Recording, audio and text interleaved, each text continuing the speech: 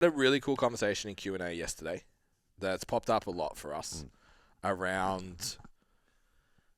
I don't want to make it specifically about the question, but we'll talk about what it was. So the question was, strength coach who's in a kind of big box environment, health club, knows that most people in there want to lose weight, but is anxious about promising a body composition change because of taking our advice and knows that we need a promise. But it's kind of like, I don't know if I can get that result, and I know I'm a really good strength coach, but I don't know if I'm that good at body composition. That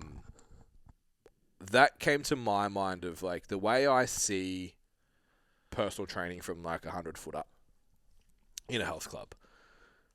Everyone goes to the health club to look and feel better. Yeah. And like feel better is usually based on looking better most of the time. And then me included, I'm not having a pot shot.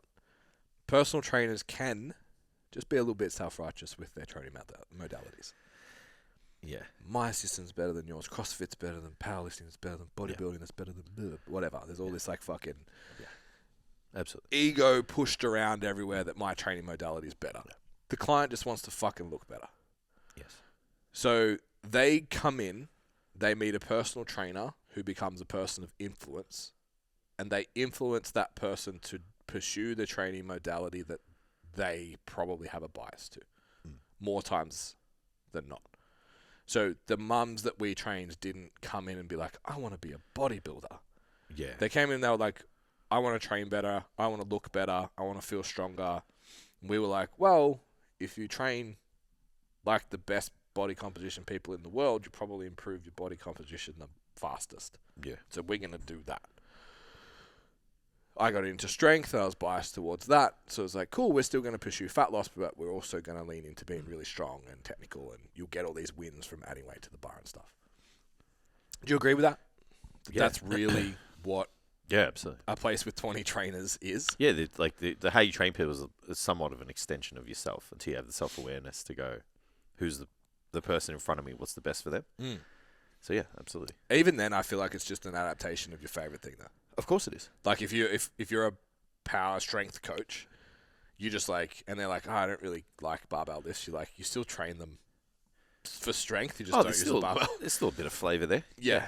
You don't all of a sudden become Yeah. the resident strength S&C coach that's got people doing like Yeah. single leg jumps and shit on a ladder. Like you don't move that far, No. even if the client might actually really enjoy it, Yeah. because you're not that coach. Yeah, absolutely. So with that in mind, I've been reflecting on our careers and this topic and why some people are successful and why some people aren't. So I know a lot of bodybuilders that don't make it in terms of like they're good, their technical knowledge is good, they write good programs, they understand the body well, that don't make it as PTs. Same as powerlifting, same as S&C, and I think they probably cover the three. Most people, yeah. Yeah, you've maybe got some rehab coaches and stuff on the fringe. Yeah. So the ones that don't make it, I think, because we did it by accident, was like, let's service the primary goal at the front end. But through the process, because we're so passionate and we love what we do so much, that's going to rub off on you and you'll fall in love with our training modality too. When they fall in love with the training modality, the first outcome that they had, which was lose 5 kilos, comes down on the priority, and then you're able to move into athlete zone, which is how we have built so many competitors, both in strength sports. I've done it for strength sports, Tough Mudder, body composition. You've done it for heaps of shit as well, powerlifting, body composition, endurance shit, I assume, at some point. Nah, fuck them. Nah, I actually sent someone just to another PT for that. Went away. Don't talk to me. If you can't lift the heavy circles, you're dead to me. Yeah. So then I was like, cool, so we've got this promise element on the start. Yeah. So maybe just give your insight as to like what you said in the Q&A, what your feedback was to that trainer. I can't even remember what I said. What would you say to a trainer that's really passionate about their modality Yeah. that's working in a health club where everyone just wants to look better. Yeah, so they don't have people coming to them, right? That's Correct. the thing, yeah. All right. I'm going to absolutely drop a huge bomb on this.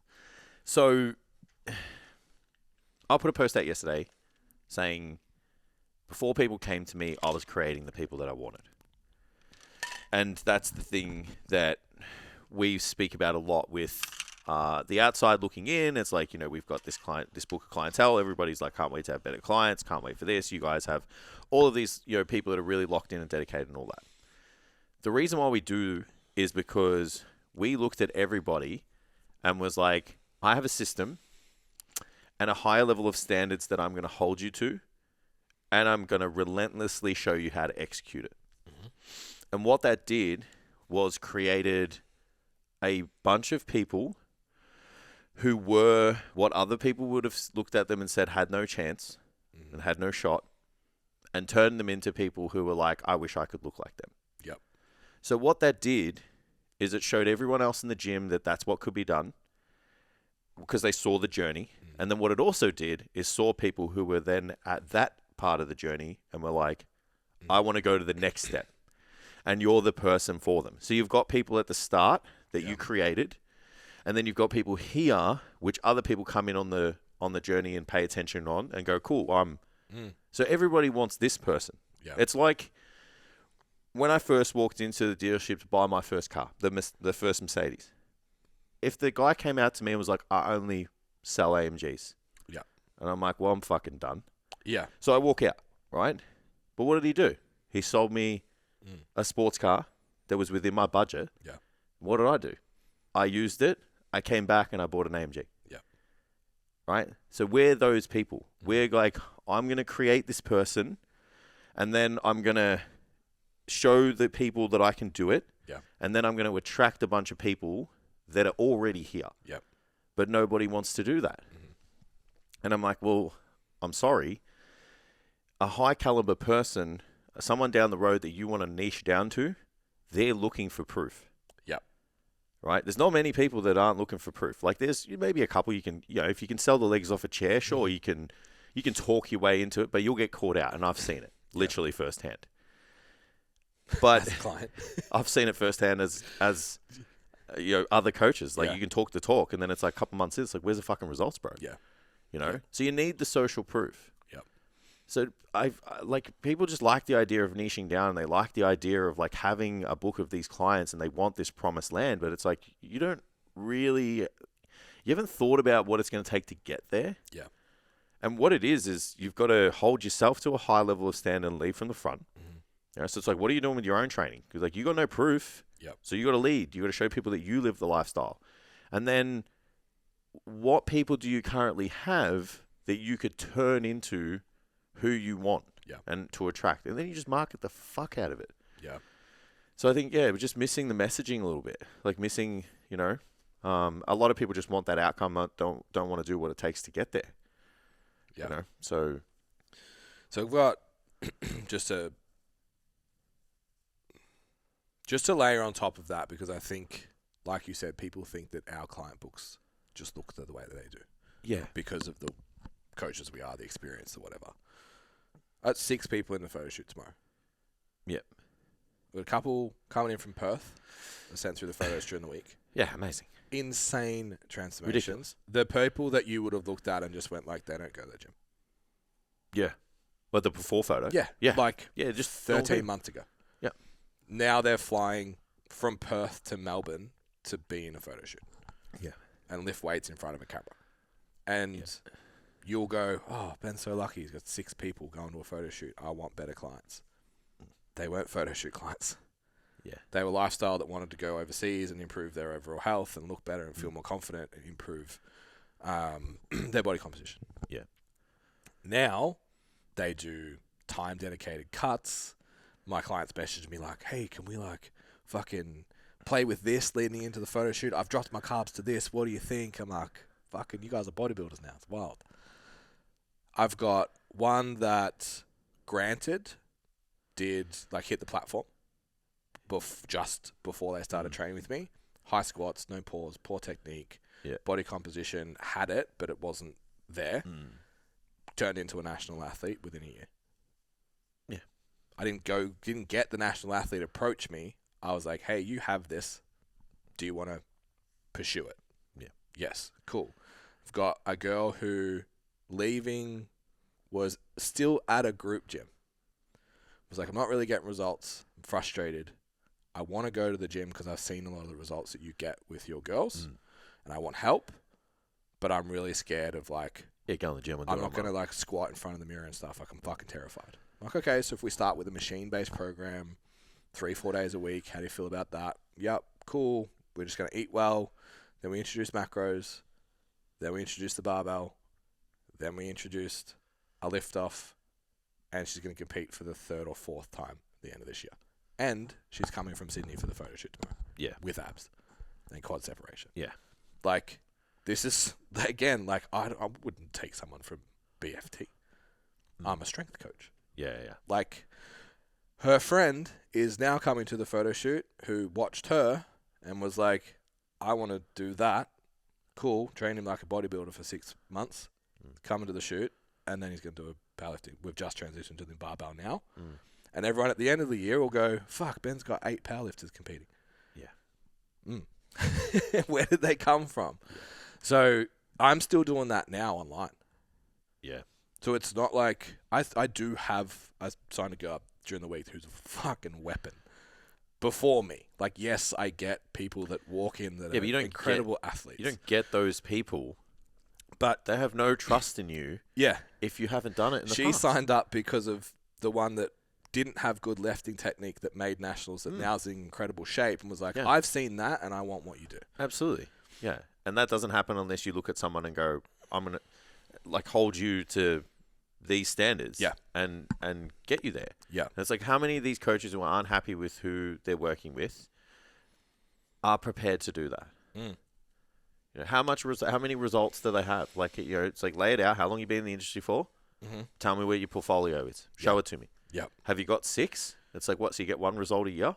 Yeah. If you've been in here for 6 years, like, I don't know. It's like, have you only got 2? You've been in for 2 years? Like, I can show you in the last 5 years, I could probably show you 100. Yeah. Yeah, that's just bringing up the data. Yeah. Yeah, but you know what I mean? No, It's like, it's like we are losing why we're here for. Yeah. It's like we're here to get results. Yep. And it's like, once you start the results, it's like, what do people do? They see it. They want it. They talk about it. They ask you questions. Yeah. You know, and then they are like, they either are where they were or where they're at now. Yeah. You know, and you get to decide like how much you lean into the marketing of either. Because if you want to be that person that's like, I'll take you from the genist of pop, and I will turn you into someone who looks like they lift. Yeah. Or you lean into, I've taken someone to here and now they're here. And it's like, and you just double down on that. All of a sudden, you're getting people that are coming 3 to 5 days a week, committed to their training, you know, values, blah, blah, blah. But like, I just don't believe people are doing that. Yeah, and I think they blame the client for it. Yeah, of course they do. Yeah. So my next question was going to be, how did we get, because I look at this myself. Like, I did that bikini pageant thing in like 2018 or something. I had 6 girls go through. Oh, yeah. FBME? Yeah. Like a sports pageant-y kind of, not quite bikini. Yeah, it's like, what? Yeah, I know what you mean. Yeah. And I just approached it as like, all these girls are going to look 6 weeks out. That was like my approach. And it was 6 weeks out then. It's not the standard now. It's all right, man. Don't hate me. Yeah. It's like 12 weeks. my competitor this year will look fucking great, all right? Yeah, I'll make sure of it. She's not getting up there without STC on it underneath that. Hey, we won nationals. I'm kidding. So I would say like one of those girls approached me specifically off the podcast, was like, I want to do this. And she took out the national championship. Surprise. The other girls were kind of like, I think you can do this. So you want to train, you want to eat, you want to look good, you want to feel good. I think we can set this as a stretch goal for you, and I'll hold you to a standard to reach it, and these are the outcomes you're going to get if you do it. Yeah. And I've told the story on the pod, if you go back a million episodes ago, of like how their cycles synced. Yeah. And like it was like clockwork, bro. It was like every day I would get the message from a different person, like I'm not doing it, I'm not doing it, I'm not doing it, I'm not doing it, and then I'd be like, it's okay. Yeah. Like I know your waist measurements are up. I understand. Give it 3 days. Cool. Now your waist has dropped to 2 centimeters. Are we good? Yep. All right, move along. They're not people that came to me like, I want to get on stage in a bikini. Yeah. So if I list it off, it's like Tough Mudder, 21Ks, Gen Pop mums with their daughter did it. Yeah.